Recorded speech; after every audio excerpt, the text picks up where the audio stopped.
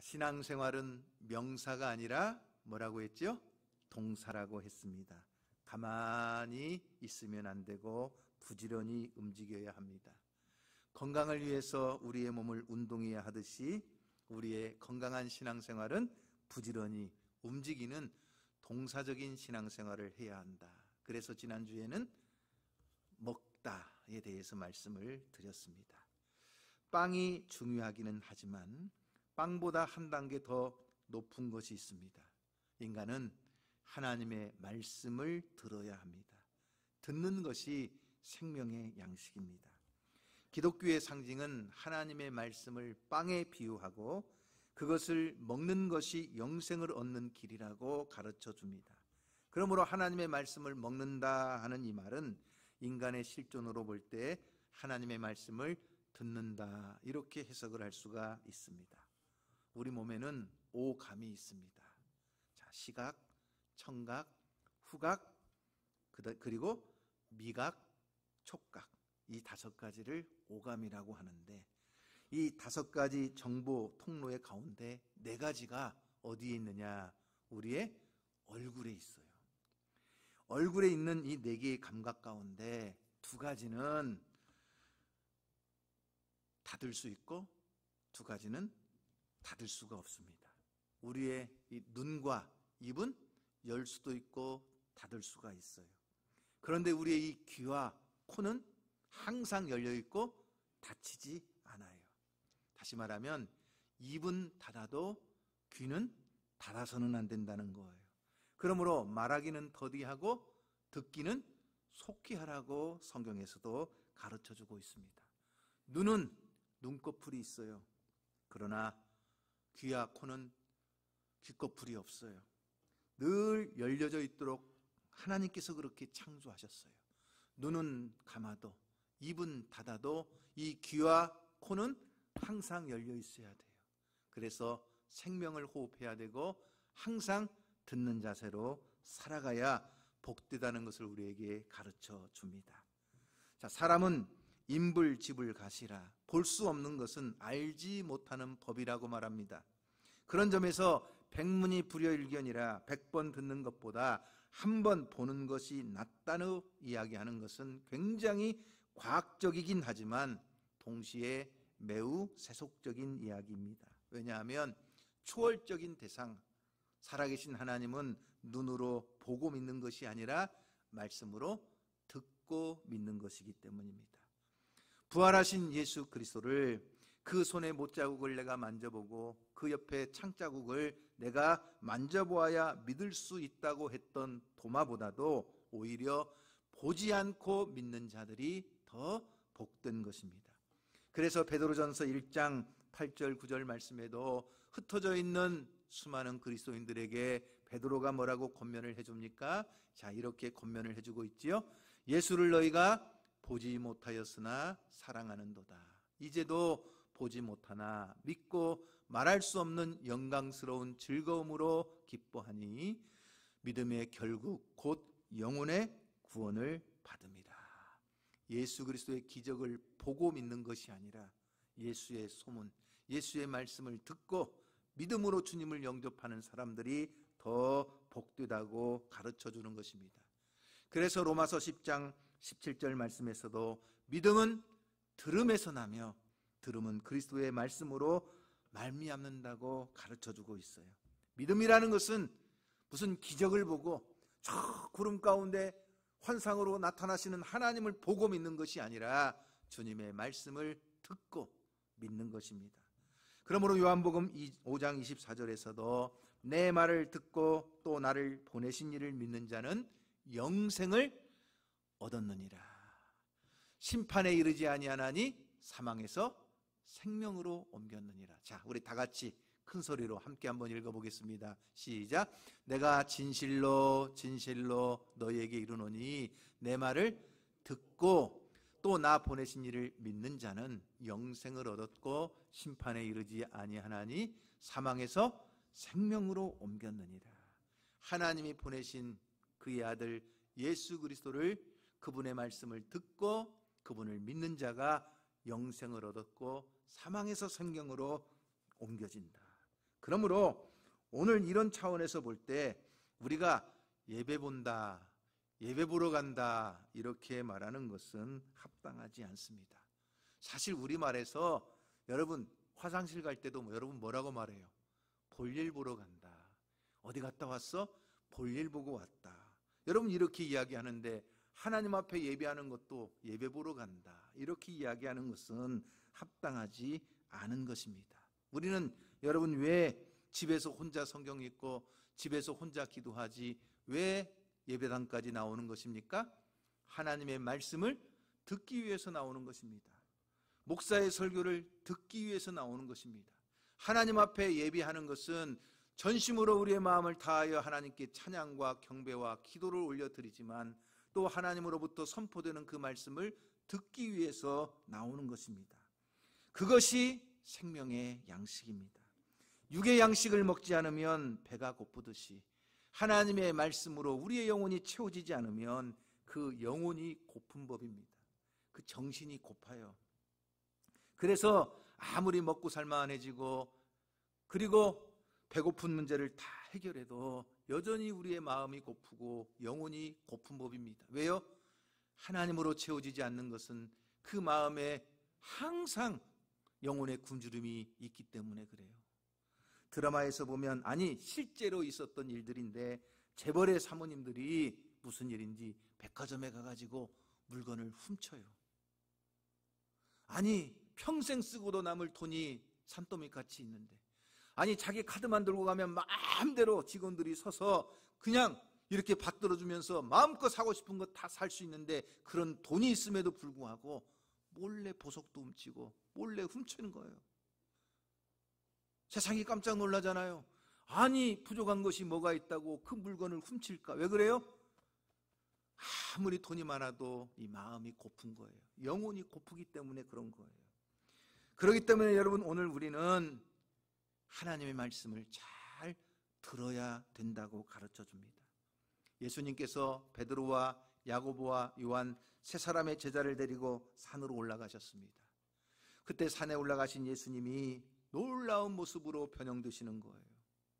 그리고 모세와 엘리야가 내려와서 예수님과 함께 대화하시는 모습을 보는데 제자들이 보니까 그 옷에 광채가 나는데 세상에서 빨래를 아무리 해도 그렇게 희귀할 수 없는 큰 아름다운 모습으로 변형되신 주님을 볼 때 더 이상 그 영광스러운 모습 앞에 감격해버린 베드로가 이렇게 말하는 거예요.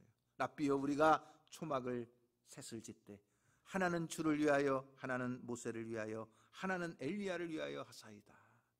그때 예수님은 아무런 대답을 하지 않으셨는데 큰 구름 가운데 임재하시며 그때 하나님의 음성이 들리는데 마가복음 9장 7절 말씀에 보면 뭐라고 하나님의 음성이 들렸느냐, 이렇게 들렸어요. 자, 다 같이 한번 읽어보겠습니다. 마침 구름이 와서 그들을 덮으며 구름 속에서 소리가 나되 이는 내 사랑하는 아들이니 너희는 그의 말을 들으라. 모세가 그리고 엘리야가 내려왔다는 이야기는 모세는 모든 율법의 대표자요 엘리야는 모든 선지자의 대표자입니다. 그러므로 구약에 말씀하신 율법과 그 선지자의 모든 예언의 말씀을 완성하시는 분이 예수 그리스도이시니 하나님의 아들로 이 땅에 오신 예수 그리스도의 말씀을 듣고 그를 믿는 자가 영생을 얻을 것이라고 우리에게 가르쳐 주는 것입니다. 그러므로 여러분, 오늘은 우리가 이 듣는 것에 대해서 말씀을 나누려고 하는데 하나님의 말씀을 듣는 것이 왜 그렇게 중요한가? 첫째는 하나님의 나라가 들음의 세계이기 때문입니다. 말씀은 천지를 창조하시는 하나님의 창조의 도구였습니다. 그리고 예수님은 말씀이 육신이 되어 이 땅 가운데 오신 로고스이십니다. 그러므로 예수님이 이 땅에 육신의 몸을 입고 오셨을지라도 창조주 말씀이시기 때문에 주님이 말씀하시면 모든 자연의 피조물도 그 말씀에 복종을 했습니다. 거센 풍랑과 거친 파도도 주님이 꾸짖어 명하실 때 잔잔해졌습니다. 왜요? 우리 예수님이 말씀이신 창조주이셨기 때문입니다.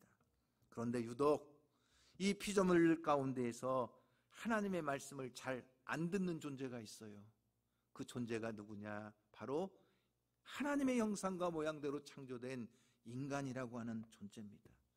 그래서 성경에는 이스라엘아 들으라, 귀 있는 자는 들으라, 귀 있는 자는 성령이 교회들에게 하시는 말씀을 들으라 계속해서 권면을 하시는 것입니다. 왜 이렇게 자꾸만 권면하시느냐? 들으라고 하나님의 말씀을 가르치고 전해도 듣지 않으려고 하기 때문에, 아니 심지어는 귀를 막아버리고 듣지 않으려고 하기 때문에 계속해서 들으라고 말씀하시는 것입니다. 참 어리석은 인간들은 거짓과 속음수에는 금방 귀를 쫑긋 세우고 들으려고 하지만, 그러나 영혼을 살리는 진리의 말씀에 대해서는 듣기를 거부할 때가 많습니다. 왜 그럴까요? 자기의 죄가 드러나기 때문이에요. 자기가 쓰고 있는 가면이 벗겨지기 때문이에요.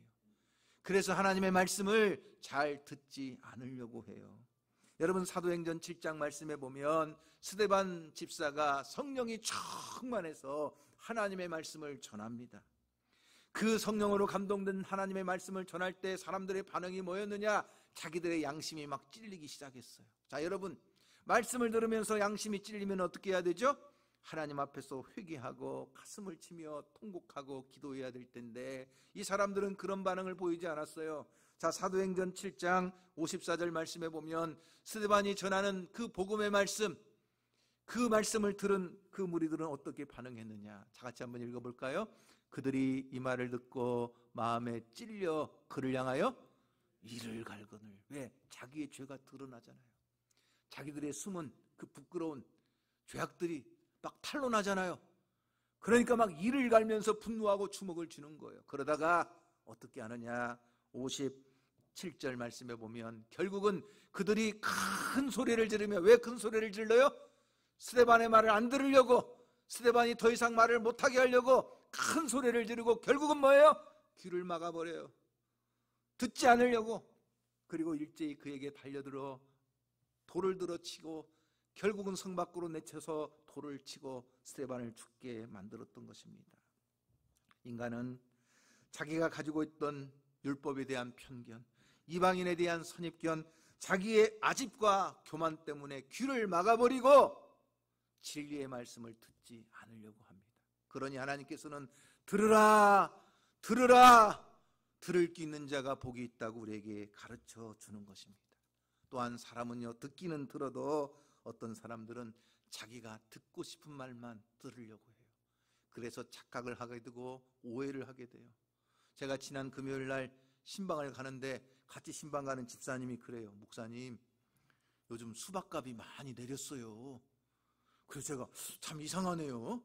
보통은 수박값이 어버이날이 지나야 그때서 비로소 수박값이 내리는데 올해는 왜 이상하게 수박값이 벌써 내렸을까요?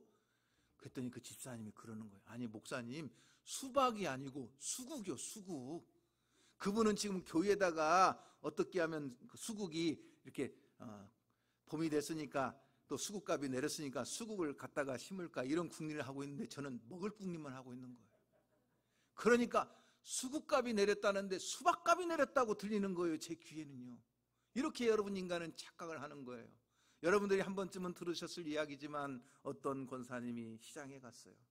야, 시장에 갔는데 뒤에서 누가 자꾸 가치가 처녀, 가치가 처녀 막 부르는 거예요. 그래서 야, 이 권사님이 내가 나이가 먹었어도 여전히 나는 죽지는 않았구나. 내 뒤태가 얼마나 이쁘면 저렇게 젊은 총각이 나한테 가치가 처녀, 가치가 처녀 저렇게 부를까. 그렇게 하고는 탁 뒤를 돌아보니까 그게 아니라 갈치가 1,000원, 갈치가 1,000원 그러더라는 거예요. 사람은 뭐예요? 다 착각 속에서 자기가 듣고 싶은 소리만 듣는 거예요. 그렇기 때문에 성경은 들을 귀 있는 자는 지혜가 있는 자다, 듣는 자가 복되도다, 듣는 것이 수양의 기름보다 낫다고 가르쳐줘요. 듣는 자는 깨달으라고 우리에게 말씀하고 계시는 거예요. 왜냐? 듣는 것이 그만큼 중요해요. 하나님의 나라가 들음의 세계라고 하는 것은 오늘 우리가 읽은 이 마르다와 마리아의 이야기에서 가장 극명하게 드러납니다. 마르다가 손님들을 대접하기 위해서, 특별히 예수님을 대접하기 위해서 부엌에서 분주하게 음식을 만들며 준비하고 있어요. 그런데 동생인 마리아는 예수님 앞에 앉아서 예수님의 말씀만 듣고 있는 거예요. 그러니 부엌에서 일하던 이 마르다가 잔뜩 화가 나가지고 얼굴이 퉁퉁 부은 얼굴로 와가지고, 아니 나는 죽어라고 부엌에서 일만 하고 있는데, 아니 지금 동생인 마리아는 나 도와줄 생각은 않고 저렇게 예수님 앞에 앉아서 말씀만 듣고 있으니 예수님에게 고자질을 하는 거예요. 예수님, 내 동생들어 가서 좀 언니를 좀 도와주라고 그렇게 좀 말 좀 해주세요. 지금 이렇게 이야기를 하는 거예요. 그러면 여러분, 예수님께서 그 가정의 평화를 원한다면 마리아에게 그래 빨리 가서 언니 좀 도와주라 이렇게 권면을 하면 좋을 텐데, 예수님께서는 오히려 그렇게 하시지 않고 마르다에게 이렇게 이야기하는 거예요. 네가 근심과 염려가 많구나. 몇 가지 혹은 한 가지만 하라고 권면하시는 거예요. 여러분, 도대체 마르다가 무슨 염려를 그렇게 많이 했을까? 사실 지금 이 집은 누구의 집이냐? 마르다의 집이에요. 동생 마리아는 성인인데도 불구하고 어쩌면 언니의 집에 얹혀 사는 존재일지도 몰라요. 항상 요한복음에 보면 마르다의 이름이 제일 먼저 나와요. 남자인 동생 나사로가 있어도 마르다의 이름이 가장 먼저 나오는 것은 이 집안에서의 가장 권위자는 마르다예요. 그리고 여러분, 오늘 우리가 읽은 10장 38절 말씀을 보면 예수님과 그 동행하는 무리들을 자기의 집으로 초청하여 영접한 사람도 누구예요? 마르다예요. 자, 38절 말씀을 한번 보세요. 38절 말씀. 그들이 길 갈 때에 예수께서 한 마을에 들어가시매, 누구예요? 마르다라 이름하는 한 여자가 자기 집으로 영접하더라. 집주인이니까 자기가 영접하죠. 마리아는 지금 자기가 예수님을 초청하고 영접할 처지는 아니잖아요. 그런데 문제는 뭐냐? 이 손님을 초청하면 할 일이 많아요.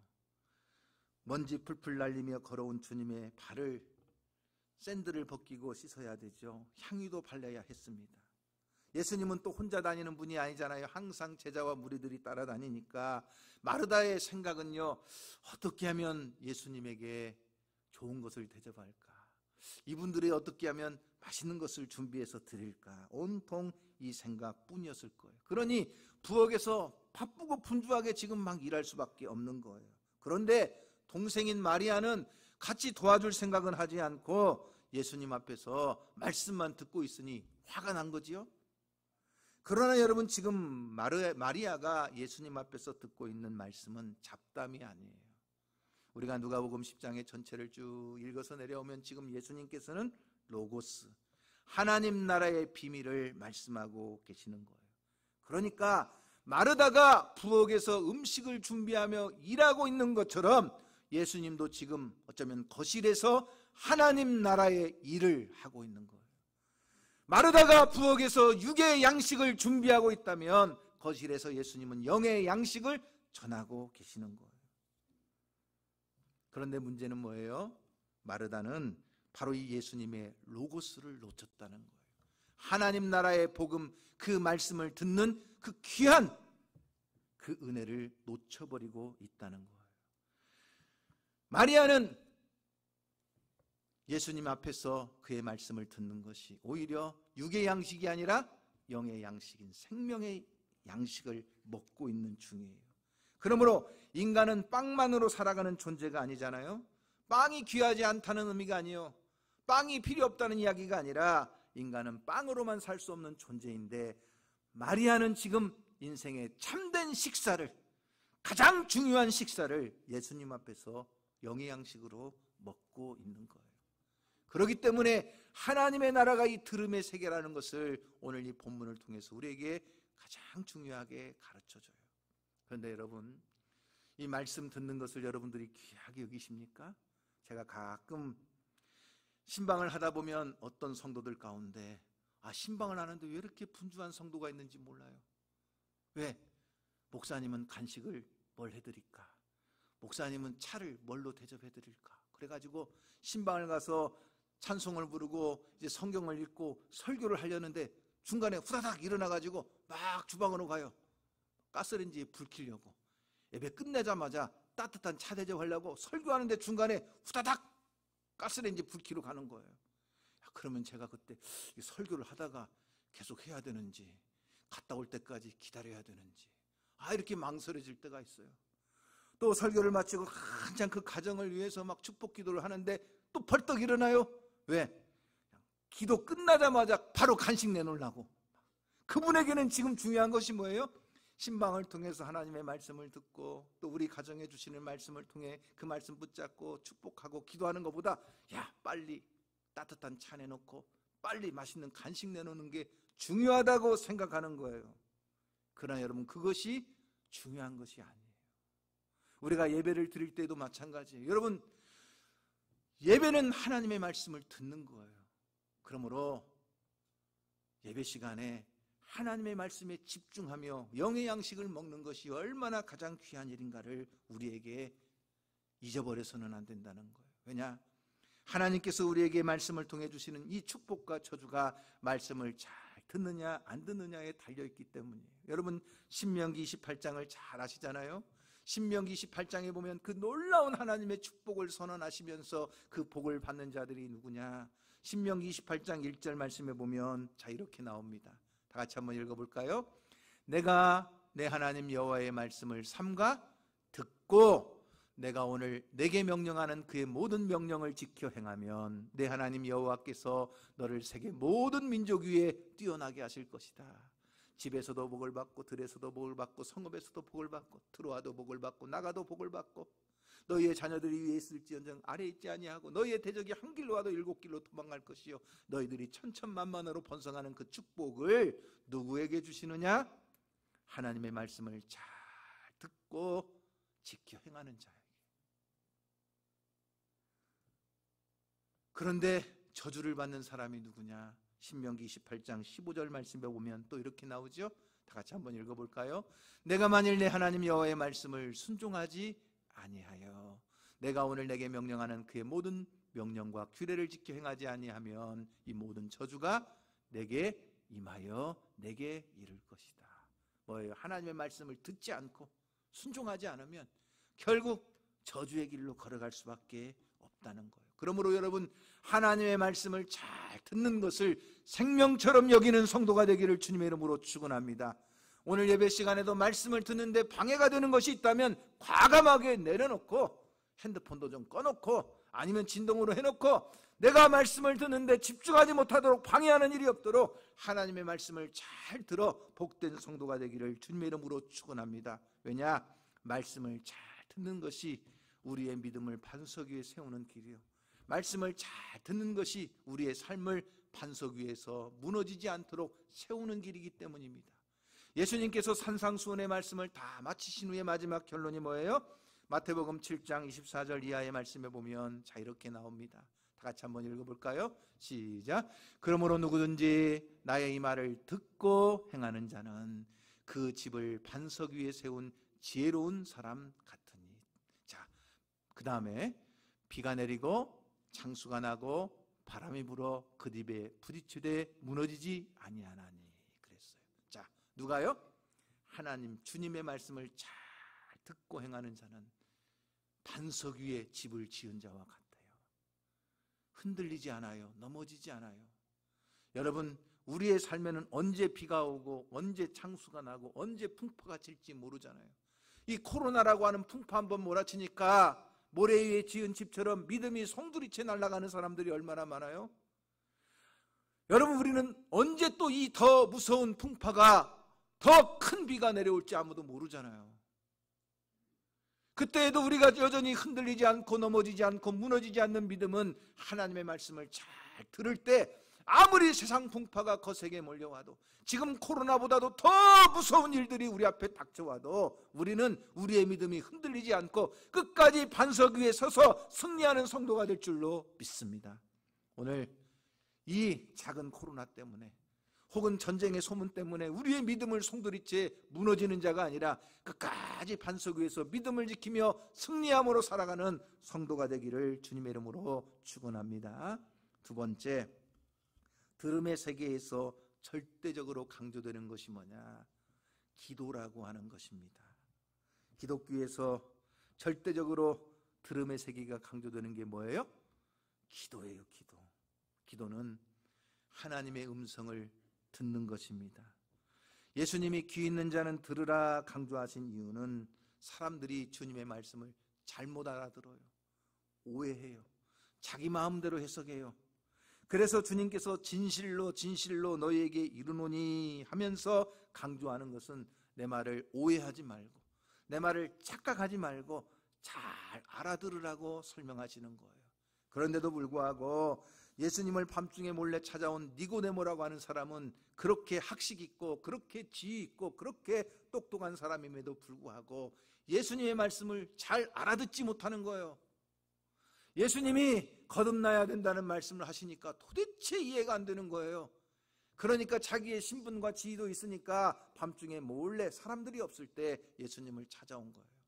아니, 예수님 아까 거듭나야 된다고 말씀했는데, 아니 지금 내가 나이가 몇 살인데 내가 엄마 뱃속에 다시 들어갔다가 다시 태어나야 된다는 말씀이에요? 제가 어떻게 엄마 뱃속에 들어갔다가 다시 태어납니까? 전혀 주님의 말씀을 이해하지 못하는 거예요. 그래서 예수님께서 하신 말씀이 우리가 잘 아는 요한복음 3장 16절 말씀이에요. 하나님이 세상을 이처럼 사랑하사 독생자를 주셨으니 이는 그를 믿는 자마다 멸망하지 않고 영생을 얻느니라. 거듭난다는 것은 엄마 뱃속에 들어갔다가 다시 태어나는 것이 아니라 우리가 하나님의 보내신 그의 아들 독생자 예수 그리스도를 믿음으로 우리가 예수로 죽고 예수로 다시 살아서 영원한 생명을 누리는 것이다. 다시 말하면 니고데모는 땅의 일을 말하고 있지만 예수님은 저 하늘의 일을 말씀하고 계시는 거예요. 그만큼 인간은 하나님의 말씀을 들어도 오해하고 착각하고 왜곡하고 잘못 해석할 때가 많아요. 그래서 이 자기의 고집, 이 자기의 교만 때문에 하나님의 말씀을 잘못된 길로 걸어갈 때가 많아요. 그래서 우리에게는 기도의 세계가 필요한 거예요. 다윗이 일생 동안 하나님의 뜻을 섬기며 성공적인 신앙생활을 살아갈 수 있었던 이유가 뭐냐? 그는 항상 중요한 결정을 할 때마다, 그의 앞에 어떤 인생의 갈림길에 설 때마다 하나님께 묻고 하나님의 음성을 듣고 그 하나님의 뜻대로 행동했다는 거예요. 그 일나와의 전쟁이 일어났을 때에도 당연히 가서 도와줘야 될 것처럼 생각되지만 그는 하나님께 물었어요. 하나님, 전쟁에 나가야 됩니까? 나가지 말아야 됩니까? 다윗의 삶의 중요한 결정은 내 생각이 아니었어요. 내 경험도 아니었어요. 주변 사람들이 그렇게 아우성치는 주변의 여론도 아니었어요. 하나님께 묻고 하나님의 음성을 듣고 하나님의 뜻대로 행동하는 거였어요. 그러므로 여러분, 오늘 우리가 하나님의 음성을 잘 듣는다는 것은 뭐예요? 내 계획과 내 뜻을 내려놓고 하나님의 음성을 듣는 거예요. 여러분, 쌍문동에 가면 양문교회라고 하는 교회가 있어요. 지금은 상계동으로 교회가 부흥을 해서 옮겼는데 그 교회를 담임하시는 목사님이 강종춘 목사님이에요. 그분의 간증 가운데 이런 간증의 이야기를 해요. 목사님이 개척을 하고 나서 목회를 하는데 예배 시간에 노숙자가 들어오는 거예요. 그 노숙자 한 명이 들어오니까 예배당에 코를 찌르는 아주 악취가 진동을 하잖아요. 왜 왔는가 보니까 그 교회에서 안내를 하는 집사님이 노숙자에게 우리의 교회에 와서 예배를 드리면 예배 마치고 갈 때 3,000원을 준다고 약속을 했어요. 그러니까 그분은 지금 3,000원을 받기 위해서 그 교회에 온 거예요. 그러니까 그 집사님한테 이제 3,000원을 받고 돌아가니까 그 다음 주에는 자기 혼자 오는 게 아니라 자기 친구들을 데리고 오는 거예요. 그러니까 이제 그분들에게 또 그 집사님은 계속 그분들을 전도하기 위해서 3,000원씩을 나눠줬어요. 나중에는 노숙자들이 숫자가 많아졌어요. 그러니까 교회 안에 딱 두 가지로 여론이 나눠지는 거예요. 한쪽에서는 그 사람들도 구원받고 천국 가야 될 영혼들인데 노숙자가 교회 오는 것을 막으면 어떻게 하느냐? 그 하나님이 기뻐하시겠느냐? 우리가 아무리 불편하고 힘들어도 그분들이 교회 오는 걸 막으면 안 되지. 한편에서는 그분들이 오고 나서부터 예배 시간마다 냄새가 진동해서 코를 찌르고 도저히 예배 드릴 수 없고 그냥 앉아만 있는 것이 아니라 교회에서 말썽을 피우잖아요. 여기다도 오줌 싸고 저기도 망가뜨리고 아주 교회가 너무나 힘들어요. 그러니까 그분들 때문에 지금 교회 안 나온다는 사람도 생겨나니까 어떻게 해야 됩니까? 결국은 공이 누구에게로 와요? 딱 목사님에게로 오는 거예요. 목사님 어떻게 할 거예요? 이제 결정하라는 거예요. 사실은 목사님도 좀 불편하잖아요. 노숙자들이 앉아있다 보니까 불편하고 냄새도 나고 여기저기 교회가 좀 어수선해지고 본인도 노숙자들이 교회에 오는 것이 그렇게 썩 달갑지만은 않지만 그래도 하나님 앞에 기도해야지. 하나님 앞에 작정을 하고 기도하는 거예요. 하나님, 이 문제를 어떻게 해결해야 됩니까? 기도하는데 하나님께서 그 마음에 감동을 주셨다는 거예요. 어떤 감동을 주셨느냐? 노숙자 예배를 따로 만들어라. 그래서 노숙자들만 모여서 예배하는 예배 시간으로 오후에 1시, 오후 1시 예배를 노숙자 예배로 따로 만들어가지고 노숙자 예배를 드리게 되니까 오히려 교회가 부흥하게 되고, 성도들이 자원하는 사람들은 오히려 노숙자 예배에 와서 봉사하고 섬기게 되면서 교회가 부흥하는 역사가 일어났다는 거예요. 여러분, 요한복음 14장 26절 말씀에 보면 우리 주님께서 기도를 가르쳐 주시면서 이렇게 말씀하셨어요. 자, 한번 읽어볼까요? 자, 시작. 보혜사 곧 아버지께서 내 이름으로 보내실 성령, 그가 너희에게 모든 것을 가르치시고, 그 다음에는요, 내가 너희에게 말한 모든 것을 생각나게 하시리라. 우리가 하나님 앞에 기도할 때 말씀을 통해 하나님이 나의 갈 길을 가르쳐 주시고, 내가 중요한 선택과 결정을 할 때마다 성령께서 말씀을 생각나게 하사 그 말씀 안에서 믿음의 결정을 하도록 역사해 주시는 줄로 믿습니다. 그러므로 오늘 우리에게는 이 하나님의 말씀을 듣는 이 들음의 기도가 굉장히 중요하다는 것입니다. 오늘 여러분의 인생길에서 늘 하나님 앞에 기도하고 말씀을 통하여 역사하시는 성령 안에서 하나님의 음성을 듣는 기도의 성도가 되기를 주님의 이름으로 축원합니다. 세 번째, 우리가 잘 들어야 하는 것이 있어요. 그것이 뭘까요, 여러분? 오늘은 특별히 어린이 주일인데요, 그것은 부모의 훈계를 잘 들어야 된다고 성경은 우리에게 가르쳐주고 있어요. 특별히 자녀들은 그 부모의 교훈과 훈계를 잘 들어야 된다. 솔로몬 왕이 잠언 4장 말씀에서 인생을 어떻게 살아야 되느냐 그 후손들에게 가르쳐주는 말씀이 뭐예요? 자, 1절 말씀을 다 같이 한번 읽어봅니다. 자, 시작. 아들들아, 아비의 훈계를 들으며 명철을 얻기에 주의하라. 인생의 참된 지혜, 그것은 부모의 입에서 나온다는 거예요. 왜냐? 부모는 절대 자식을 향해서 악의를 가지지 않아요. 내 오랜 친구도, 내 가까웠던 사람들도 때로는 나에게 악한 감정을 품고 악의를 가지고 말을 할 때가 있지만, 그러나 부모는 항상 선하다는 거예요. 그래서 2절 말씀에 이렇게 나와요. 내가 선한 도리를 너희에게 전하노니 내 법을 떠나지 말라. 잔소리 같지만 부모의 말씀은 항상 뭐예요? 선한 도리를 자녀들에게 가르치기 때문에 야단을 치는 것 같고 책망을 하는 것 같고 잔소리하는 것 같지만 그 모든 부모의 말씀은 자식 잘 되라고 하는 선한 도리예요. 그렇기 때문에 3절 말씀에서도 솔로몬은 이렇게 가르쳐줘요. 나도 내 아버지에게 아들이었으며 내 어머니 보기에 유약한 아들이었노라. 평범한 자식으로 살아갔어요.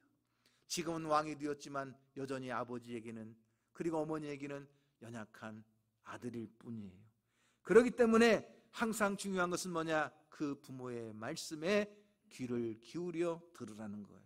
자, 4절 말씀에서도 솔로몬이 다시 한 번 더 강조하고 있죠. 다시 한번 읽어볼까요? 시작. 아버지가 내게 가르쳐 이르기를 내 말을 내 마음에 두라. 내 명령을 지키라. 그리하면 살리라. 사랑하는 성도 여러분, 부모의 훈계를 잘 듣는 자녀가 되시기를 주님의 이름으로 축복합니다. 사실은 어린이 주일이니까 우리 자녀들과 함께 예배를 드리면 더 좋겠지만 우리 청년들도 이 말씀을 잘 기억하고 부모의 훈계를 잘 새겨듣고 순종하는 자녀가 될 수 있기를 주님의 이름으로 축복합니다. 빌 게이츠가 인생 충고 10가지라는 책이 있는데 그 책에 보면 내 인생을 네가 망가뜨리고 있으면서 부모 탓을 하지 말아라 하는 대목이 나옵니다. 가난하게 태어나는 것은 당신의 잘못이 아니지만 가난하게 죽는 것은 당신의 책임이라고 말합니다. 흔히 우리는 잘 되면 다 내 탓이고 잘못되면 조상 탓이라고 부모 탓을 합니다. 부모님이 나에게 해준 게 뭐가 있냐고 말합니다. 그러나 오늘 우리는 내가 잘 되어 부모님보다 훌륭한 사람이 되겠다. 내가 잘 되어 우리 가문을 일으키겠다. 이런 마음을 가지고 살아가는 자세가 굉장히 중요하다는 거예요. 실제로 미국의 조지아 주립대학의 토머스 스탠리 교수가 부의 세습을 연구 발표했는데 20여 년 동안 미국을 움직인 100만 장자들의 성장 과정과 부침을 연구해 보니까 미국의 재벌들 가운데 80%는 대부분이 다 중산층 또는 노동자 출신이었다는 거예요. 미국의 재벌들 가운데 20%만 부모로부터 부를 세습받은 사람들이에요. 나머지 80%는 자기의 근면과 성실과 노력과 정직과 그리고 그들의 신앙 안에서 꾸준한 삶을 살아온 결과 그러한 재벌의 자리에 올라갔다는 거예요. 몇 퍼센트가요? 80%가. 부모로부터 재산을 물려받아 재벌이 된 사람은 불과 20%밖에 되지 않는다는 거예요. 그렇기 때문에 내가 부모 탓을 하면서 자기 인생까지 망치는 것은 가장 어리석은 사람이라는 거예요. 내가 우리 부모님보다 훌륭한 사람 되어야지. 내가 잘 돼서 우리 가문을 일으켜야지. 이런 마음을 가지고 하나님 앞에 자기 자신을 깨끗한 그릇으로 준비하여 하나님 앞에 기도하는 것이 중요하다는 거예요. 야베스는 그의 어머니가 고통 가운데 나왔어요. 그래서 그의 이름을 야베스라고 했어요. 그러나 그는 하나님 앞에 기도했어요. 하나님, 나에게 복에 복을 주시고 나로 근심에서 벗어나 환난이 없게 하옵소서. 그럴 때 야베스는 형제보다 가장 존귀한 자가 된 줄로 믿으시기를 바랍니다. 그러므로 우리 부모들은 자녀에게 자기 육신의 욕망과 욕심을 따라 책망을 하는 것이 아니라 주님의 훈계를 하는 것이 중요합니다. 그 주님의 훈계가 뭐예요? 자, 신명기 6장 4절 이하에 이렇게 나옵니다. 자, 한번 읽어볼까요? 다 같이 한번 읽어보겠습니다. 이스라엘아 들으라. 우리 하나님 여호와는 오직 유일한 여호와이시니 너는 마음을 다하고 뜻을 다하고 힘을 다하여 내 하나님 여호와를 사랑하라. 계속 이걸 자녀들에게 귀에 못이 박히도록 혀가 달도록 계속 이 주님의 훈계를 가르쳐라는 거예요. 하나님을 마음과 뜻과 힘을 다하여 사랑하라. 계속 어떻게요? 길을 갈 때든지 누웠을 때든지 일을 할 때든지 계속 이 말로 훈계하라는 거예요. 그리고 이마에 표를 삼고 미간에 표를 붙이고 손목에 기호를 삼고 들어갈 때나 나갈 때나 문설주에 하나님의 말씀을 새겨놓고 그 말씀을 듣도록 하라는 거예요. 말씀을 보도록 하라는 거예요. 이것을 계속 부모들은 자기의 자식들에게 훈계로 가르치라고 말하고 있는 것입니다.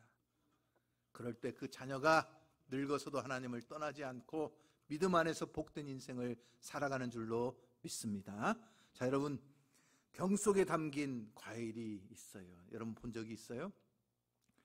작은 구멍인데 아무리 과일을 그 속에 넣으려고 해도 넣을 수가 없는데 어떻게 그 병 속에 큰 과일이 들어가 있을까? 근데 비결이 있어요. 여러분 어떻게 넣느냐? 자, 그림을 한번 보여주세요. 바로 이거예요.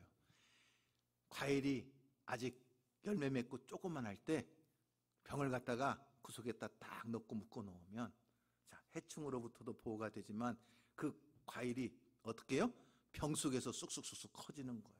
나중에는요, 큰 배가 저 병 속에 딱 담기게 되는 거예요. 우리가 자녀들을 어려서부터 말씀으로 훈계하고 주님 안에서 믿음으로 양육하면 늙어서도 떠나지 않는 것은 그 인생이 주님 안에서 복된 인생이 되는 줄로 믿습니다.